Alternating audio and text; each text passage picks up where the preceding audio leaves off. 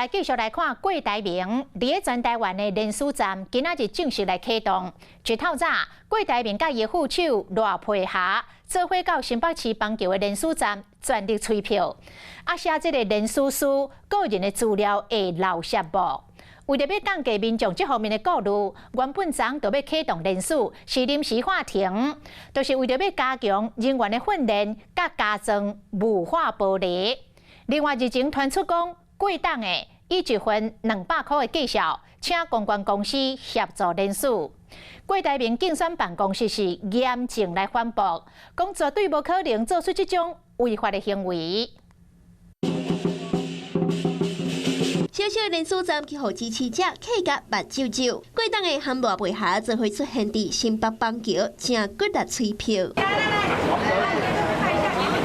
台北市总部9点半进前，工作人员拢做好准备，因为联署民众拢真热情，有的人手举旗仔，佮准备身份证影本，也佮有支持者家己组团，话讲一个人要有30票。一定要帮郭台铭联署，票要投给郭台铭，票要投下去。我身上打的都是 BNT 疫苗，我们家8个人打了最少20几剂的 BNT 疫苗，我非常感恩他。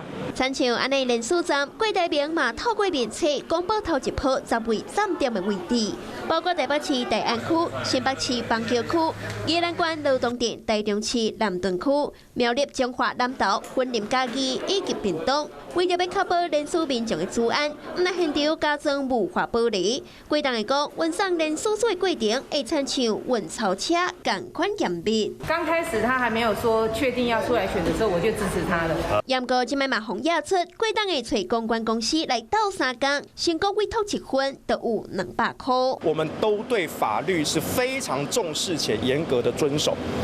所以我坦白说，这2个星期以来，我真的听过各种不同的价码。所以我们这边也在此宣告，如果你发现有人在地方上说联署书几张换多少钱，这种对价关系，欢迎提供证据给国办。贵党的联署正式启动，支持者用行动小贴，要降低民众对治安的疑虑。贵台铭的阵营嘛，唔敢大意。